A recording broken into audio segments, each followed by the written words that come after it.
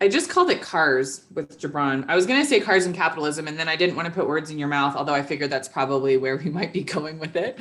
But I just called it Cars with Jibran. So, and now we're live. Perfect. Welcome. Good morning. Grand Rising. Happy Wednesday. It's Wednesday, right? Yeah, December 2nd. Holy moly. The year is just almost finished. So welcome to the Dirty House Morning Show. We've got Jibran joining us again, our guest, Easter, Antifa, Yana, and then myself. Please like, share, subscribe wherever you're watching this. So we can also take a moment when you're not speaking and share YouTube, Facebook, the other ones. I'm trying to remember. Anyway, like, share, subscribe, and then please support us, patreon.com/Solidarity House to support independent media and what we're doing. So thank you very much. And we're gonna do check-ins, and we've got a topic of the day with Jibran. So yeah, welcome everybody. Whoever would like to start and jump in with how, where they're at, and we'll let Jibran go last, and then he can kind of lead us into our topic as well. Anybody want to start? Who wants to start? Yana, you look like you could speak. I mean, I could almost always speak, but yeah, I'm doing okay this morning. I feel like my check-in is always the same the last few months, which is like I'm working on the job search thing and, blah, blah. So, a renewed round of no's and no communication and putting in more applications for things. So, I mean, that just feels like that's the background noise of my life right now. I'm excited that the TARDIS, which is the apartment here at Solidarity Collective that got damaged in the fire this spring, April, feels like forever ago that we've been dealing with this, is getting worked on right now. So that feels really good. And that's awesome. And I have a dog napping on my bed and a cat behind me. And it might at some point get interesting because they don't always get along very well, our doggies and our kitties. What else is going on? I've been binge watching The 100. I don't know if anybody else has watched this show, but it's like so much like how humans can be really incredibly fucking cruel to each other. And I'm not actually sure why I'm still watching it, except that I've kind of gotten sucked in, but it's like, I mean, it's pretty well done. The acting is getting better, but like, damn, people can be bastards. Can I just say that? Yeah. Everett and I actually tried that, and it was like, this isn't a relaxing source of entertainment for me. Like, this is just making me feel like awful feelings. So we like, no, that's okay. So I get where you're coming with that. Like, yeah, it's intense. That's why I stopped watching The Walking Dead. That exact same reason. Yeah. It's just like zombies with background noise. It was just human beings are monsters, and so I'm like, this is torture porn. I'm not watching this anymore. It was just emotional torture the whole time. That's why I gave up. Yeah, I think I'm still a little hooked on it because it's like human beings are incredibly cruel and horrible to each other and like can't think long term, but it's also like all of the main characters are going through this like, how do you be a good person in war kind of things. And I think it's that moral dilemma stuff that's really interesting to me. Like, how do you do that? And like, and watching myself over the last year, like definitely not show up as like the same like person that I've been before, you know what I mean? So it's like, I think it's interesting to me from like a moral perspective, but damn, that show's intense. So anyway, so that's part of what I've been up to, has been binge watching that. And also like really loving having Easter and Jesus here. That's been really sweet. And wishing that we weren't in COVID so that like everybody who comes in right now has to like quarantine for 2 weeks. And it's like, and it's just awkward. It's like, you're here for community, stay in your own space.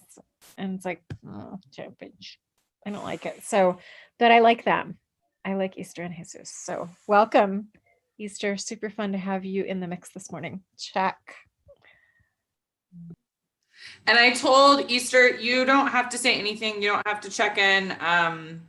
You can always jump in whenever you want and say something. También, Jesus, como ya sabe. But yeah, feel free whenever you want, or just also feel free to hang out and listen in. So Antifa, we can't see you. I don't know. That's okay. I don't know if you're from a really, really undisclosed location, and that's fine too. But how are you? Where are you? Where are you calling from? What would you like to share with us? What's on your heart? Well, they finally got my camouflage net fixed, so I'm no longer a porta potty at Coachella 2018, but it went right back to still monolith, but now I'm in Romania. What's in Romania? I don't know. Still monolith, that's me. My net went back to still monolith, and now I'm stuck in Romania. I don't know what the hell's going on here. This is the crappiest secondhand TARDIS I've ever seen. Soros did not spend enough money on this. I want more Soros money. If you had stayed at the Antifa headquarters, none of this would have happened to you. I just want to let you know that, even though that's not a real place or a real thing, but also it wouldn't have happened. Just saying. The Soros money isn't real? No, it's not, unfortunately. We're still, I mean, like, maybe, again, if we make it, like, I wish, right? We can still, like, cross our fingers that maybe it will be real, and maybe we can be funded again if George Soros wants to fund us. Like, what the fuck? Anyway, thank you. Anything else you'd like to share, Antifa, about where you are? What's on your heart today? Are you good? I just read something really disgusting that says Ivanka Trump wants to try to move on in politics. That made me throw up a little bit in my mouth. You know. Was that a real thing? Yes. Ivanka Trump wants to go on in politics. You know, Trumpism needs to die. They need to go into shameful exile. You know, wow. Go to Scotland and leave us alone. Not that I wish ill on the Scots, you know. I keep wondering, like, we should probably have a watch party for Idiocracy, just to again, like, remind ourselves where we are in the plot currently, because the things just keep hitting in different ways, and I don't know. I mean, if we don't laugh, we cry, right? So that's a real story, not The Onion. I was like, oh, that's a funny joke. Nope, not a joke. Cool. Not a joke anymore. Good time. Not a joke anymore. Okay.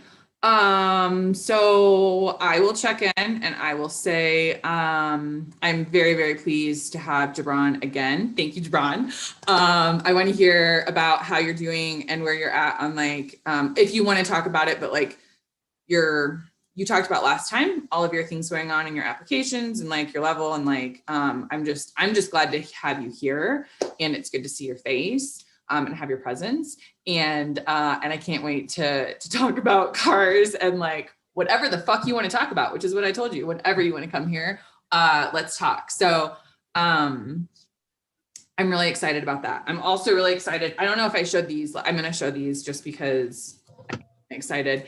And I really appreciate Easter y Jesus también, and their spirits and everything, but also, and the cooking too. But also these. So my girlfriend Vanessa picked these out last night. They're lavender ones, and they are like the most gorgeous things. I don't know if you can see, it's like actually fuzzy, but these have been giving lots of joy to lots of people.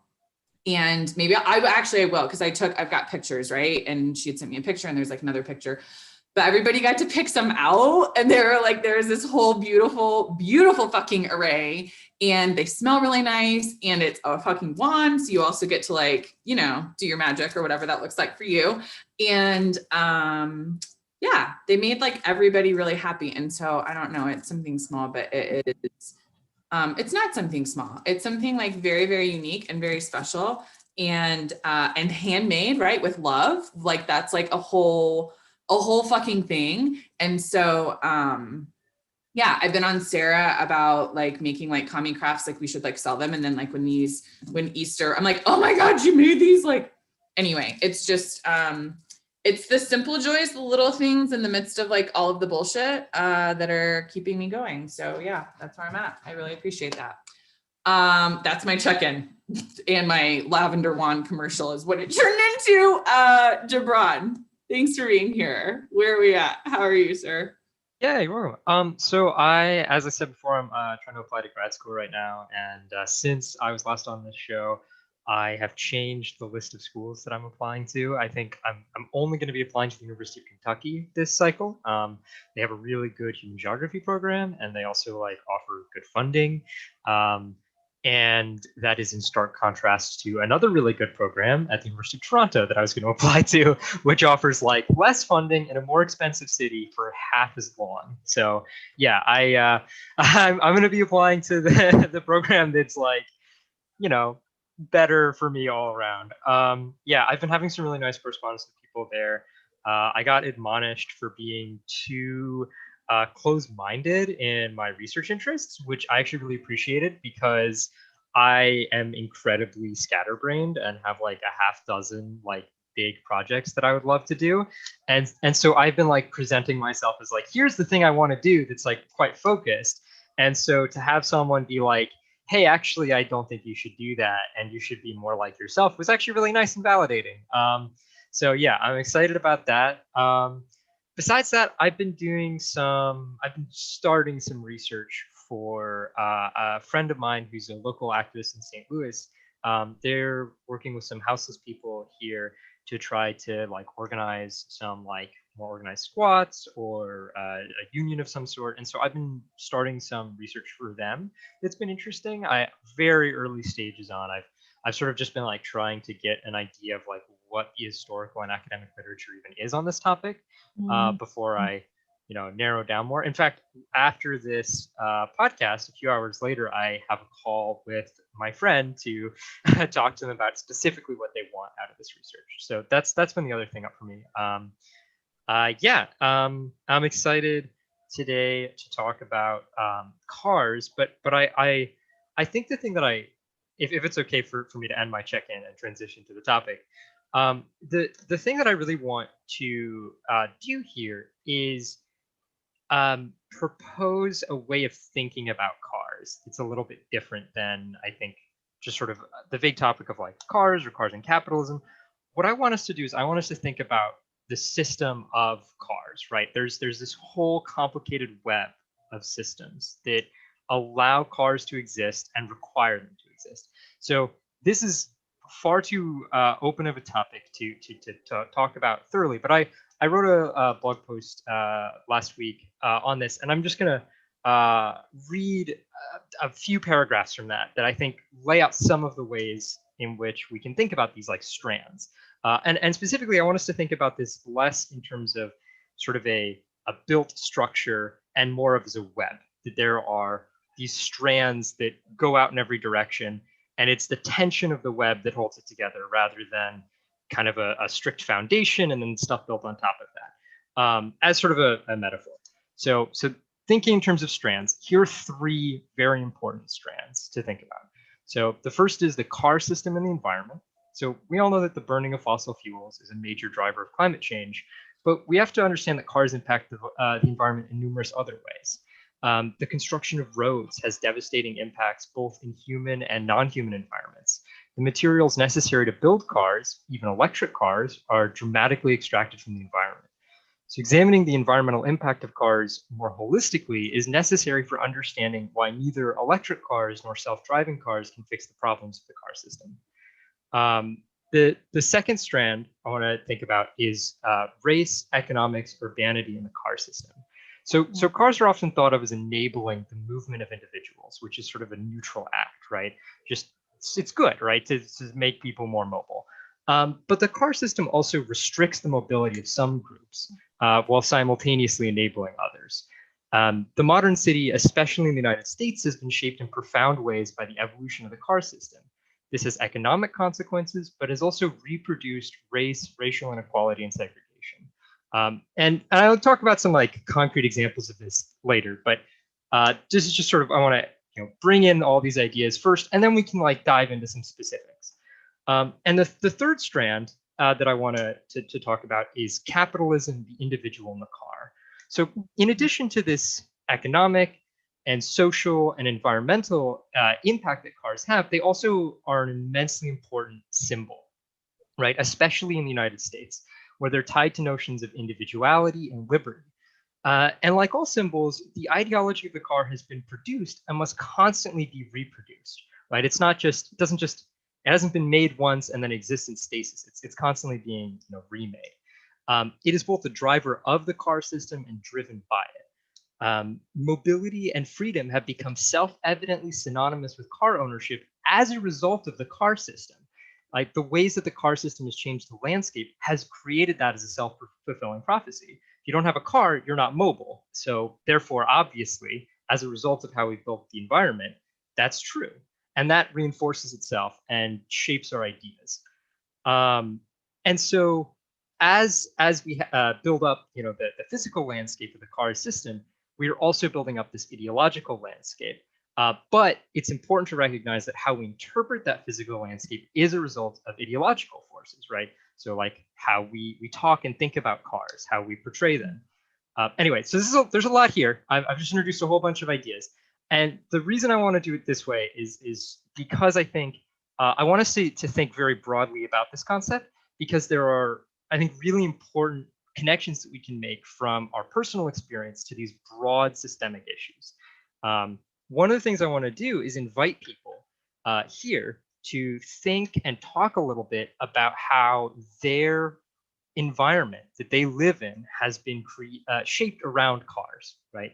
Think about how roads have, for example, both enabled movement, but also created barriers, right? Like, where are there highways near you that separate people? How has the need for roads changed how buildings are constructed? These are just some things that I want people to think about. There's also a lot here I didn't touch on, right? This is I'm bringing up three major strengths. There's others too, like we can think about how cars impact people's physical health in a variety of ways. But this is just wanted to keep it to these ideas. And if you want to go somewhere else, that's great. I just wanted to start there as like some major themes. So knowing we were going to talk about this, I had like 27 different strands that I also like want to talk about and play with. So this may not be like a one-off. We may just have a car theme going for a while with our things. But, I do think that to me, I mean, like culture is a big focus for me. And so like for me, the car as independence and car as adult symbolism is like a big thing. And like, I know, and then there's like subsets of it. Like in my family, it was like, you were kind of an adult once you owned your first truck. That's like the rural America version of a lot of this, which is kind of what I grew up with, and like, didn't really feel like I was an adult until I owned my first truck. And there is like, I think it's wrapped up with like masculinity. I think it's wrapped up with like hyper independence and individuality, and also the freedom thing. And all of it's like complicated. So we're aspiring to be an income sharing group, and usually car sharing is part of that. And there's also ways that like that freedom thing, there's complexity to it, because like some people who have like a lot of trauma and a lot of like people trauma stuff, like their car is a symbol of independence and freedom in like a positive way and a like self-nurturing kind of way. And that's unique to our time and place, right? Like that wasn't true like before there were cars, so it's like, so there's like a modern psychological thing where it's gotten, because it's so deeply embedded in who we are as Americans, that it's ended up with like layers and layers and layers that are no longer that easy to like tease apart. And to just say like, oh yeah, cars are just like that independence association is just like fundamentally like wrong, even though like I want to say it's like fundamentally wrong. And there's like in real time and space with like real people and real trauma and whatnot, it's more complicated than that. And I think that's really interesting. So that's one of the many pieces that I'm thinking about. Yeah. Can I say one thing about that, just in this idea specifically about that juxtaposition, right? Of it also because of the way that the systems have, if you've lived out of your car, then your car is a symbol of safety and security. And that's because that's where we're at, right? Because the safety and security, if you don't have it anywhere else, it's a really fucked up thing. But like, you don't want to fault the person who had to flee a situation and sees their individual, the only thing that they have as that. However, so I've lived in different places, and this idea of like, I really appreciate what Jibran was saying about how the systems go back and forth, right? The only reason we have that is because of the way the systems have developed to get us to that point, right? The only reason it is that way is because the way that the cities were built, the way that the highways were built, that is, right? Because if we were set up a different way, we wouldn't have to need that necessarily. Is that, I feel like that's kind of the, anyway, I have lots more to say, but I'm going to stop right there for now. I'll let somebody else. I think that's both of you said is great, and I also want to bring attention to the fact that it's not just how the sort of directly like how the roads are constructed, how the cities are set up, but also like how I think about property rights, right? Like the idea that people are not entitled to a safe place to be. That means that therefore freedom and safety can become tied up with the car, right? Like in a society where we're all given entitled to housing, then suddenly that's not a problem, right? That association goes away. And I want to step back for a second. I really, in talking about this issue, I am not necessarily interested in moralizing about individuals, because I don't think individuals are the problem here. The reason I want to talk about this as a system rather than a sort of like cars in the abstract is because we are faced with a very complicated interlocking set of systems. And so rather than thinking, oh, well, is the individual right or wrong? Well, it's more about how is the individual being produced in relation to these systems? How are their ideas being produced, right? And part of it is symbolic, and part of it is just a reaction to realities that exist on the ground, as you're talking about, both with like the fact that you have to have a car to get around most cities, but also in the sense that you don't have a home to go to that's safe. Yeah, the class stratification stuff and how it intersects with transportation systems and urban design and suburban design and all that kind of stuff are really interesting topics, because there's sort of this hierarchy of like, at the very bottom, it's like people who can't even afford public transit or don't live in a place where there is public transit. And then there's like people who used public transit and, and in some urban environments, like that's a class stratification thing. And in some it isn't, like in Manhattan, it's not really, but in Chicago it is. And, and like some of these other places where it's like, there is still a lot of like car traffic. And then there's like people whose homes are designed around their car and whose neighborhoods, like there's a phenomenon that the architect Chuck Jarrett calls snout houses, which are basically like houses in suburban environments where the garage sort of sticks out into the driveway, and the house part, it's all connected, and the house part is sort of like set back. And so the thing that thrusts its way into your neighborhood is your garage. And like, you don't even ever have to go, you can go from the inside of your house to your garage, to your car and out, and never have to interact with other human beings. And then there's public transit where it's like you're interacting with other human beings, as a matter of course every day. And all of this is class stratified, in different places. And I find all of that like pretty fascinating and pretty interesting. I want to add that I have 6 words for you. Dan Ryan Expressway and Richard J. Daley. Yeah. Which would lead me to believe that this is actually also a race issue. Yep. The Dan Ryan Expressway completely cut off all of the Black neighborhoods from Chicago via pedestrian traffic. There are 2 bridges over the Dan Ryan Expressway that a person could walk across. The red line goes all the way down to 100 South, where my roommate said, "Danger, Will Robinson, don't go there, danger." What a little horseshit. But anyway, it's I've seen directly, overtly how that went down. I've seen the planning when I worked in Chicago at a business organization. I saw the planning documents from when the Dan Ryan Expressway was built. and it was explicitly done to keep Mhm. the blacks away from the whites. Jay Daly was a monster. He was in the 30s and 40s. He was part of a gang that would go around and beat up black people just randomly on the street, and vigilante style. And it's a racist issue. And just one last thing about cars and race. I remember, this is how I know, it's just minor experience. I was dressed very well in a business suit, and the African-American gentleman I was with was dressed even more nicely than I was, and he couldn't summon a cab. Mhm. Mhm. I had to get the cab. And at first I'm like, why do I need to get the cab? And he said, dude, you're white. And I'm like, okay. I mean, I didn't first get it until I was like, oh, now I get it. Yeah. And because he couldn't get a cab. And so I had to fetch the cab. And I'm just like, this is ridiculous. Yep. That Yep. was, another way that people were excluded from the access to an automobile based on race, not necessarily class. Yeah. This is, yeah, I was about to bring up the race thing, and Antifa, thank you so much for bringing up that particular example. I used to live on one side of the Dan Ryan and go to school on the other side of the Dan Ryan.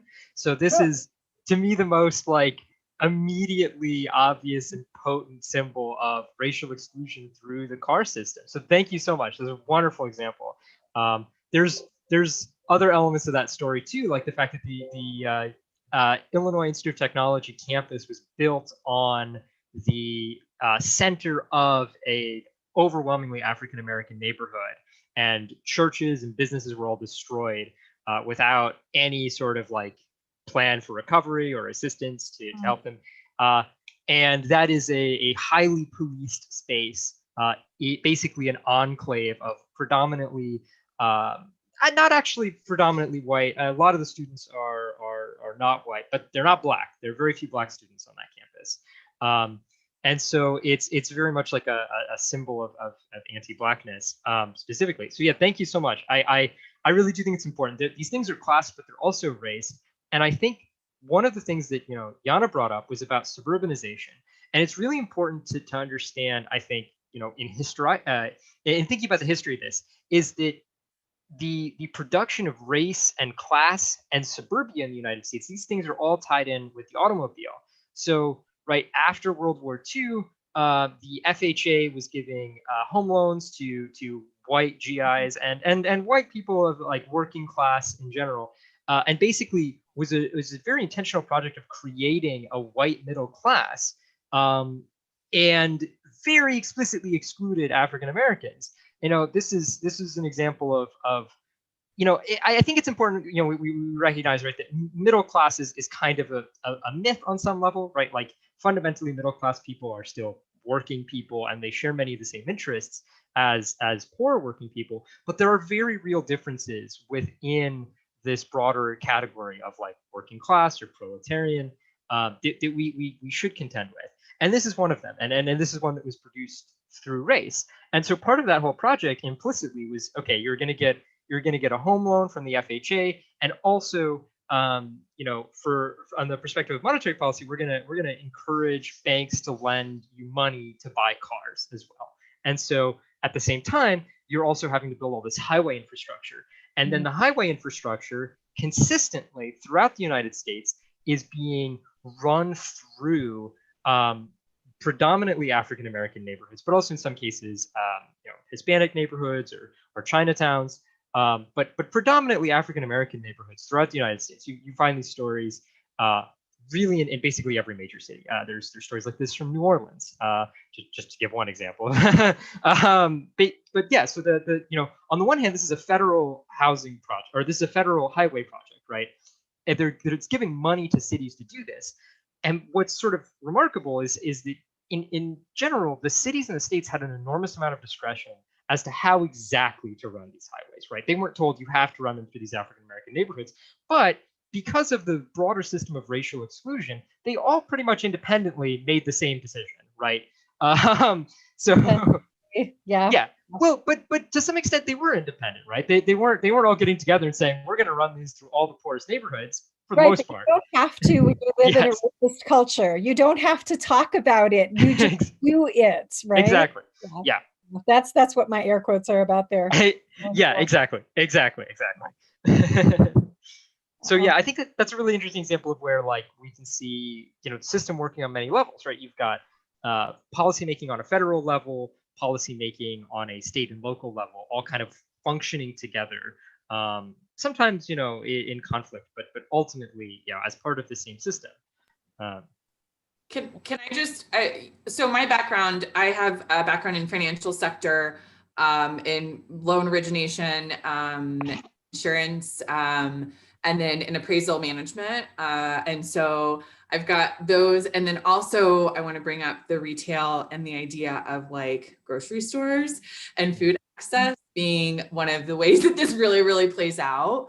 And I think it's funny, like, I always like the biggest conspiracy theory is that you don't even have to have a conspiracy theory. It's just the fucking culture of whiteness. Like, you don't have to talk about it. It just like happens, right? Like, it doesn't have to be completely intentional and purposeful to still be diabolical. And so it can be intentional and purposeful, but it doesn't have to be. It can just be basic whiteness playing itself out.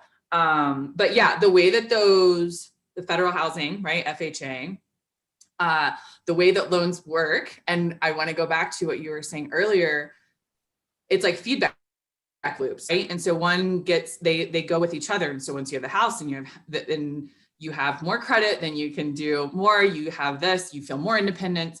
It's kind of like this fulfilling prophecy too, where you can have the more you get, and then you feel again that you've earned it, or that this is like manifest destiny, right? You deserve all of this. And so that's why this is happening, because you're doing so great. And yeah, I think the way that those systems, and then the retail, like food markets, food deserts, access to that, like this is, it is life or death, right? That is whether you have access to health and life, or whether you don't deserve access to healthy foods. I mean, this is literally what we say, and being able to do that. It's different. I know, like in other countries too, right? Of like how going to market or having access to fresh foods or fresh and local foods, it's a real thing. So those were just my two sort of like takes that I just wanted to like bring up. Yeah, that's great. Thank you.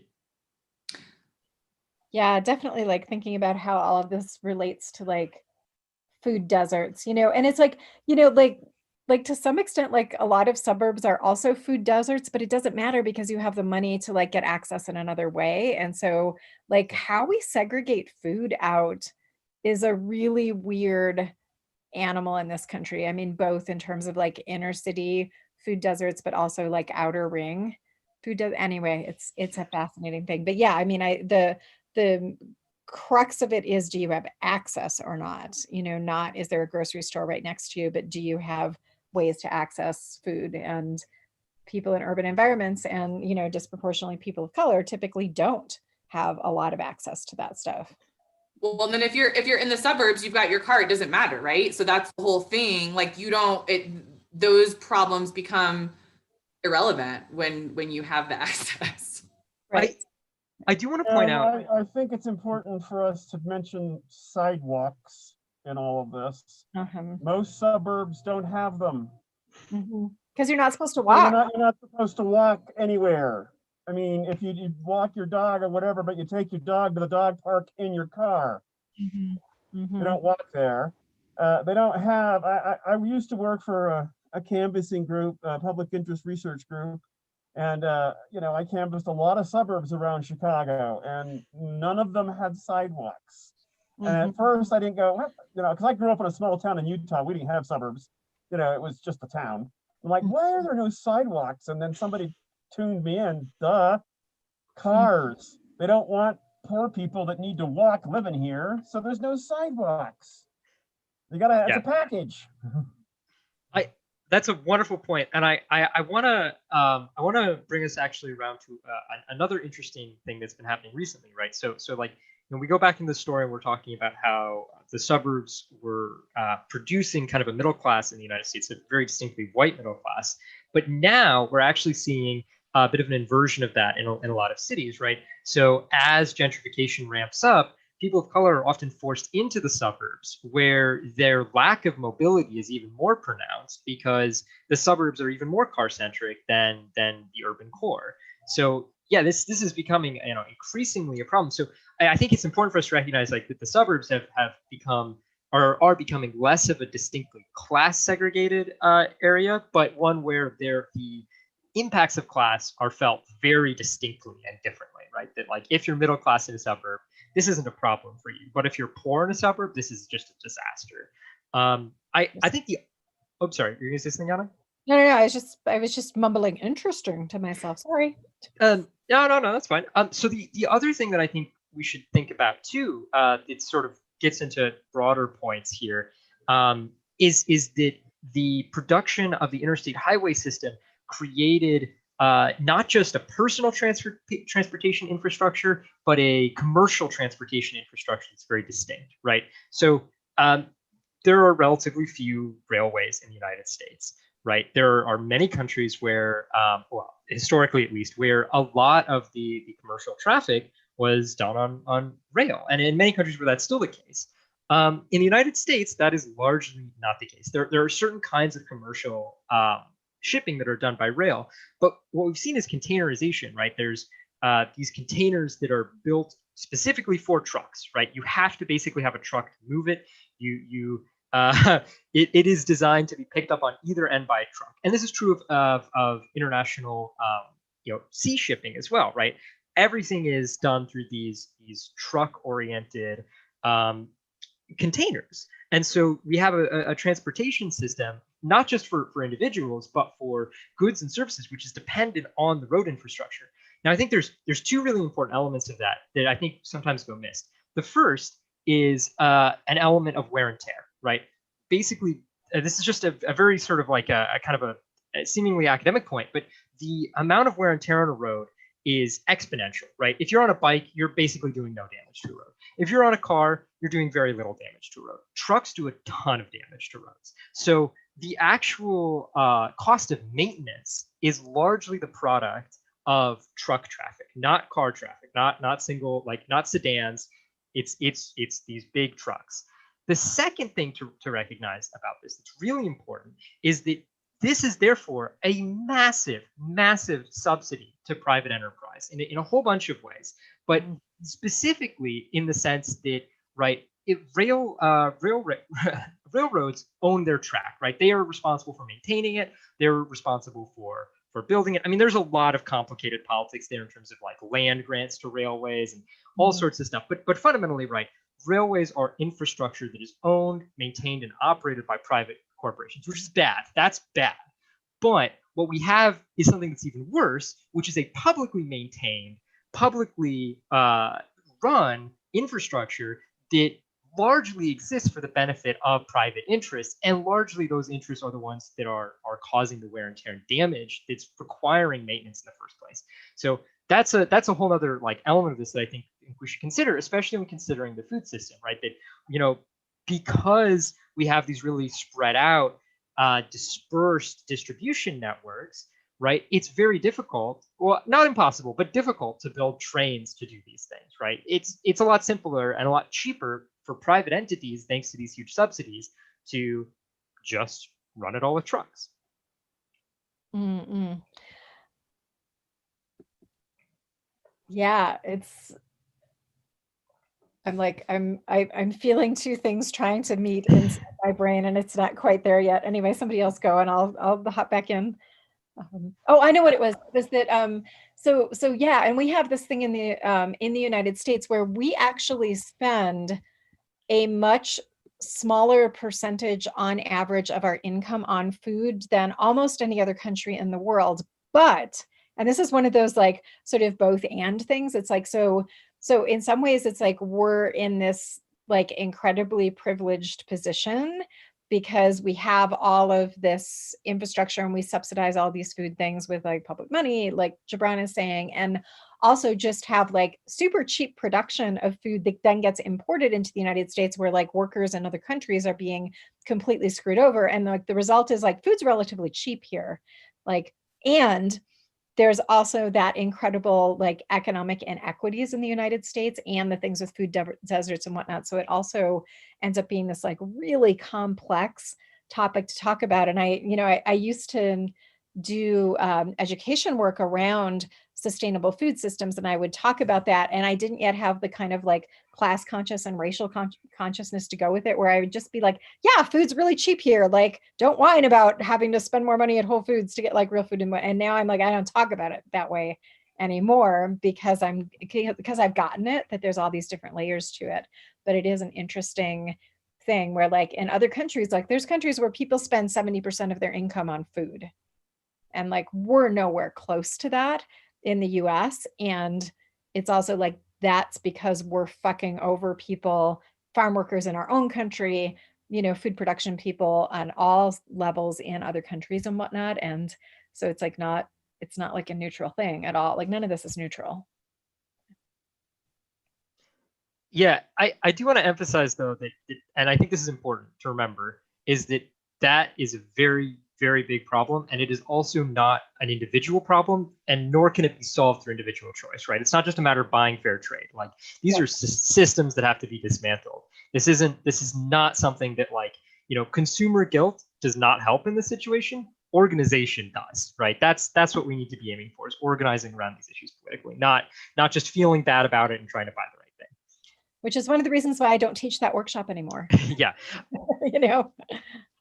And it's also part of that thing that everybody, businesses, everybody loves to call on us to have personal responsibility, and we need to drive less, and we need to have electric cars or whatever, blah blah blah. If you took every individual car off the road that was driven by just a regular schmuck, just a regular person going to work or whatever, you'd still have all these trucks and crap that generate the majority of the pollution. Yeah. Okay, the majority of energy use is not homes. It's downtown business towers that use all of that electricity, have all of that heat generated that they have to air condition out even during winter because of the systems they have in there, their computer systems. They're the biggest users. And then they turn around and say, oh, you, individual user, if you would just be a little more self-conscious and a little more conscientious about what you're doing, we could solve this problem. Yeah. No, you are the problem. Giant corporations use more of these resources than any of us. If you combine all of us, yes, it would be important and substantial, but it would be insufficient. If every American were suddenly like, wake up and go, oh my God, my car is killing the environment, it still wouldn't stop the problem, because corporations like Amazon are busy trucking, glass Christmas ornaments and whatnot to everywhere, and on that publicly subsidized system. So I just wanted to agree with you on that point, Jibran.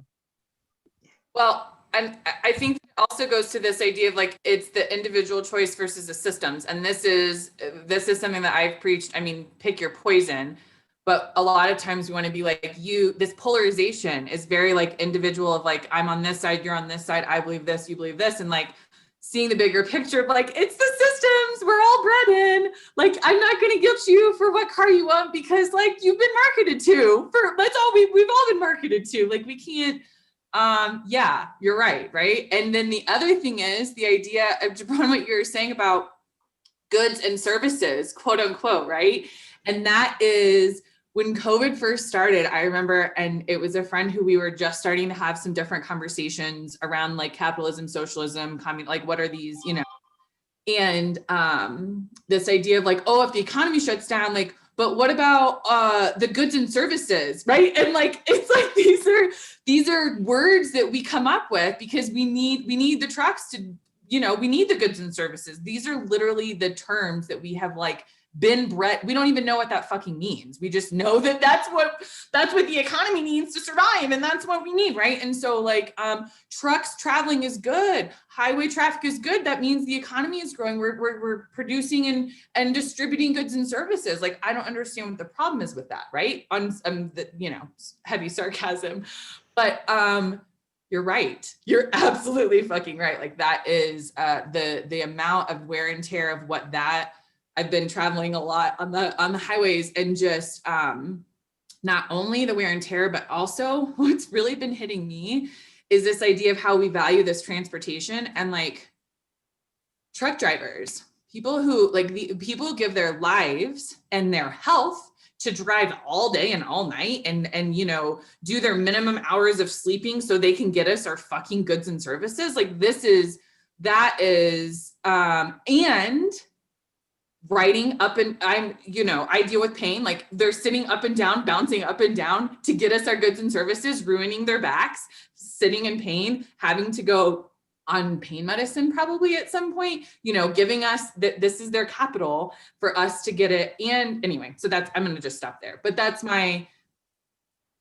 it's a whole fucking thing. It's a whole fucking thing. Right. Anyway, yeah, thank you. Example number 3076 of like ways that like capitalism just like chews workers up and spits them out, you know, in service for a completely unsustainable, like ecologically system, you know, but it's like that, like Jibran says, like it's all systemically tied in to each other. It's like, you know, if we had vibrant local food systems all over this country, like a huge amount of those jobs would go away. And then we get fucking guilt tripped about like, you're killing jobs. And it's like, no, I'm killing a system that doesn't actually work. And maybe we need to like reconfigure how we're doing jobs and how all that relates to all of this. Okay, this is the last thing I'm going to say, because this was my response when we had this conversation, right? Of like, I said, I don't know what to answer to you about the goods and services. And I said, okay, hold on, maybe, because the idea of like, oh, well, there are people who rely on the income who work at gas stations, right? Like we're not thinking about the people who work on highways. And so my thing was like, I care about people. I'm pretty sure we could figure out some new jobs for them, i.e. running the market stands that we have in every single gas station that we don't need as a gas station anymore, that now is the local grocery stand, right? Like we can figure out different jobs. It's not that we don't want, you know what I mean? Like that was my solution. So that there's not like work that needs to be done. Like we've connected work, jobs, getting your basic needs met, dollars, all of that stuff is totally kludged right now. And we need to like unfuck that whole thing, you know? Anyway, Jibran, sorry, you're trying to get in here. Oh, it's okay. Yeah, no, I think that's a great point. I mean, fundamentally, if we can build a society that doesn't require cars, then what social value is lost by having the gas station attendant no longer there? And therefore, you know, why should we be rewarding people for doing something pointless, right? Why don't we just take care of people first? Like, let's just assume that we're going to take care of everyone and then figure out what work we have to do that's socially necessary to take care of everyone. Mm-hmm. There are a couple of things I wanted to go back to that people had said. So one of the things that Veronica had mentioned, you know, it doesn't matter what car you buy, you know, we're all marketed to. 100% agree with that. I also want to emphasize that it's not just the marketing. It's that, you know, we've talked about this here, I think a couple of times, that we're very much coerced into car ownership. I mean, I don't have a driver's license. I don't drive, but that puts me in a very small minority in this country, right? I'm willing and physically able to walk most places I need to, and I have family who have cars when I can't walk. And so that, like, overall, though, there are these huge coercive forces, and they combine with things like the fact that, you know, if you want to buy a cheap car, it's probably not going to be very fuel efficient. And more importantly, though, again, stepping back, that isn't the issue, right? That fundamentally, the fuel efficiency of your car is not an issue. If we all had electric cars, that would not solve these problems. We would still be using like wildly extractive techniques to, you know, get the materials necessary to build the cars. We'd still have the issue of how we're producing the electricity to run the cars. We'd still have the issues of land use associated with roads. We'd still have all of these issues that just are in no way addressed by electric cars, which is I think why we have to really be wary of technological solutions when what we're dealing with are fundamentally political problems. This is about how we collectively, not we as individuals, but we collectively have chosen or negotiated the organization of our society. And I think that the reason that has happened is because some people, which is say most people, haven't really had a voice in that process, right? Mm-hmm. I think if African Americans in New Orleans, in Chicago had a voice, we wouldn't have the interstate highway system that we do. And that would be good. We shouldn't have the interstate highway system that we do. It is the nexus of all of these issues. And we have it because people were politically and economically marginalized to the point where we could say, well, your homes don't matter. The places that you live, the place that you worship, these things are irrelevant. We don't care about that. We're just going to demolish that all. Here's a pittance of a few $100s. Mm-hmm. Be on your way, right? I mean, this is, these are problems fundamentally of politics and of social and economic justice that we're dealing with.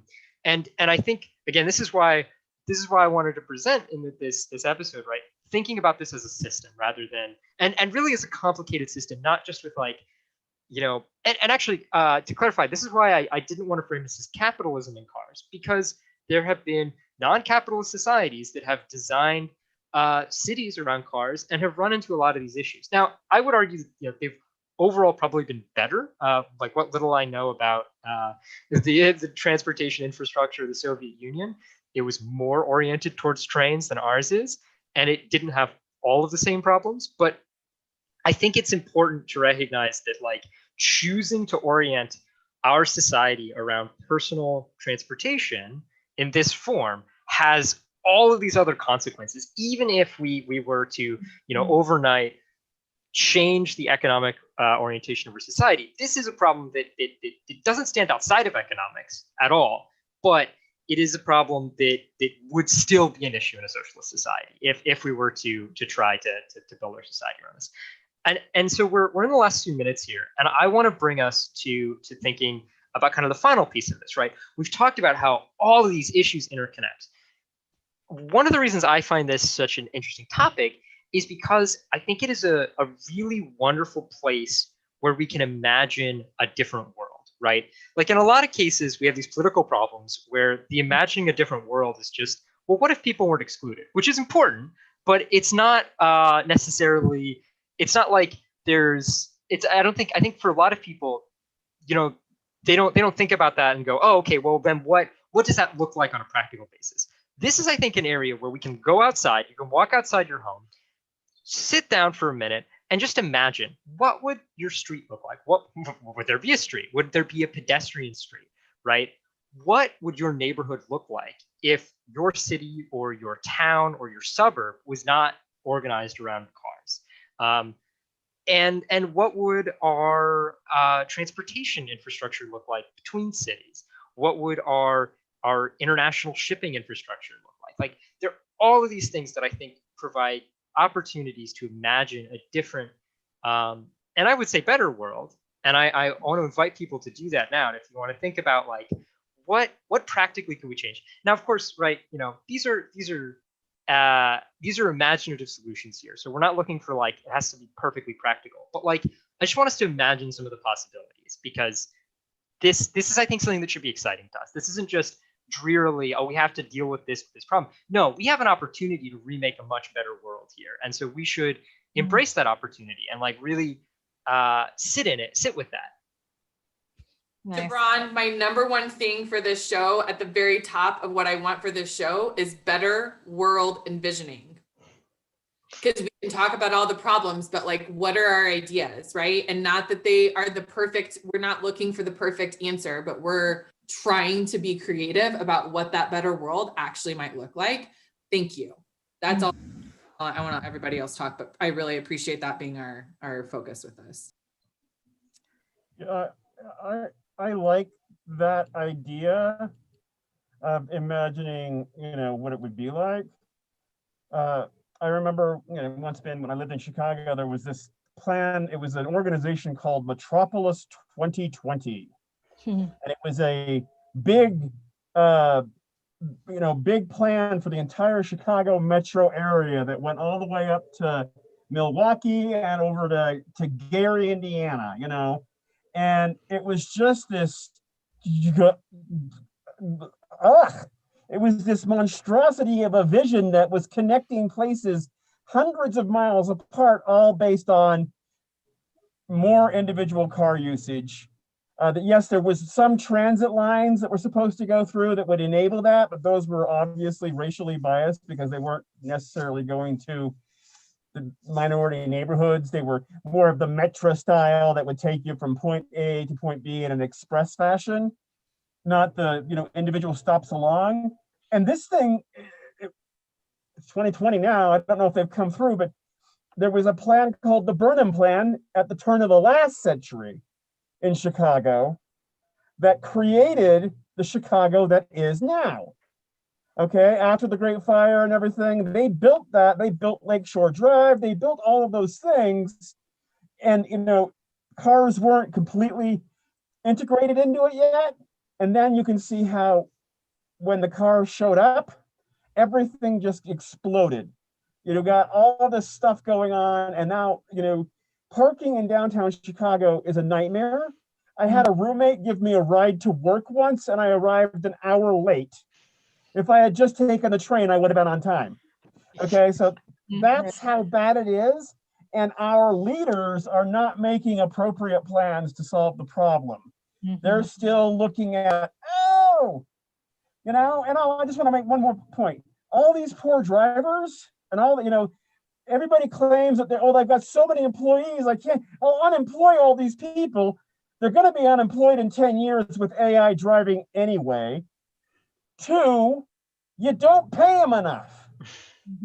Don't whine to me that you're going to unemploy people when your business model relies on taking advantage of your worker. If the only way you can make money is by exploiting your workers, then this is what I have to say. That's it. I'm done. Yes. And I also, this is something that I've thought about a lot in terms of like sustainability as like a big picture thing, and like how the like social, economic, ecological sustainability fits together. And I'm going to go back to something that I said in Together Resilient, which is that I think like a sustainable future looks like one of 3 models. One is the dancing rabbits of the world, which are rural, self-contained-ish, growing a lot of their own food, producing a lot of their own power, and getting some imports of that stuff, but like really working on reducing that as much as possible. The second one is Manhattan, which is incredibly walkable, has like lots of public transit. You can potentially like live in one place, walk or take public transit to your work. You can access food, and yes, it is being brought into the city from other places, but there's also like an increasing move in Manhattan for like rooftop gardens and apiaries on top of skyscrapers. And like, they're thinking about like, how do we actually produce more food, locally in a self-contained way. Or it looks like Bhutan, which is a country that is literally has never stopped being designed around forests. Like that is the number one thing in terms of I keep like, I use the word geography now and I question whether I'm using it properly every time you're in my presence, but I want to say geography. I mean, the number one thing with their geography is like, how do we care for our forests and take care of our forests? And it's not about cars and easy transportation, and they don't have highways running all over their country. And like, I think those are all patterns that you can look at and go like, what could we take from those kinds of patterns? And I think like walkable is the thing that all of those things have in common, is like, it is not about cars as like a central design focus. And I 100% agree with that. I definitely think that part of imagining a post-car future is thinking about how we can cleverly build either much more dense or much less dense. But I do want to make one, I think, really important point, and that is, when we're talking about sort of a post-car future, I think it's important to recognize that there are some people for whom cars do represent actually a very important form of mobility. I mean, people with disabilities cannot realistically walk over Manhattan, no matter how walkable it becomes, right? If you are someone who has like mobility issues, there needs to be built into that system, not as an afterthought, but built into the system, something to accommodate that. The other thing that I think we should consider is that even in a society where all these things are true, things like emergency response vehicles, like being able to bring an ambulance in with like mobile care unit, right? That kind of thing, that's important. So I think one thing that I would suggest is that we try to imagine a world not without streets, but with a different kind of street, right? A street which could still accommodate, a small ambulance or a small personal vehicle for people who need it, but which is not built exclusively around them, right? It's not built around saying, well, this is a place fundamentally for cars. Anyone else who goes here does so at their own risk. Instead, it's about saying, okay, well, we're going to make sure that, emergency vehicles and people with disabilities can get around in a way that works for them, and also build our lives around the street in a way that is democratic and is open and recognizes that this is a shared space and this isn't just a space for vehicles. This is a space for people. But we do need to, I think, accommodate some form of something that looks like a modern car, just on a practical level, but recognizing that having a car or two is not the same thing as having a society built around cars. Yeah, I think that's it. Is like, what is the central organizing principle? And I think urban design and suburban, I think design in general has been the car for probably the last 70 years or so. It's been like increasingly cars are the thing. And even in like Laramie, it's interesting, like we have a whole like traffic commission in Laramie, and it's like, they spend all their time talking about how do we have things work for cars and flow for cars. And, is that your central design principle, or is it something else like forests or like people or like water or like whatever that central organizing principle is going to be? It can't be cars moving forward. And we've got a very uphill battle with that. Well, and the only thing I just want to add is this idea of the necessity of what you're saying, and we're not talking about like far off, distant, like fairy tale things. We don't have that much time left, like on the planet. Like this is not like for shits and giggles because we want to just like theorize about fun things to do. Like my son is 11 almost, like I'm like, time is a ticking, right? So I just want to say that these are necessary conversations, and not just, again, talking about the problems, but like, where do we start doing now? Not in a year or 5 years or 10 years. Like these are, yeah. So anyway, that's, I appreciate the thing about the food, right? For me, I'm a health food. So I think the more that we center that as food is medicine, food is how we connect with each other too. That's my biased perspective on like how we heal the world is coming together over the one thing that like we all need, and having that be more of like that focus of for ourselves, but also for our neighbors, right? Of that true overall holistic health. So I wonder about like, we could do thought experiments of like, so let's spend the next half hour talking about what would the world look like if food was the central organizing principle? What would it look like if people, including people with disabilities, was the central organizing principle? What would it look like if it was forced? You know what I mean? It would be actually really fun to play with that. Yeah. So this is, I'm an anarchist, and I would describe myself specifically as a phenomenological anarchist. So, I 100% agree with what you all are saying. And at the same time, I think it's important to get away from the idea of a central organizing principle. Is really, what democratic politics means is that people are able to negotiate these things, right? It's about creating a space where people can openly negotiate these things, because I agree with you. Food's super important. People are super important.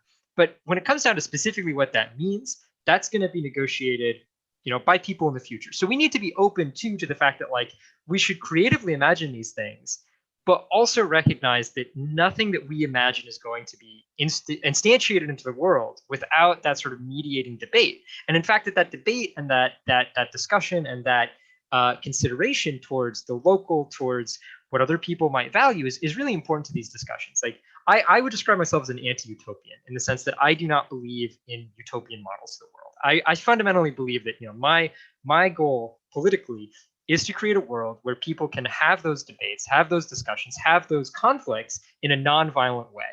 That's what I would like to see. I'd like to see a world where we can have those conflicts, those very legitimate conflicts over what we need to prioritize when, without people having to worry about starving to death, right? Without having people to worry about being homeless, right? Like, it's a matter of creating the security necessary to have these discussions.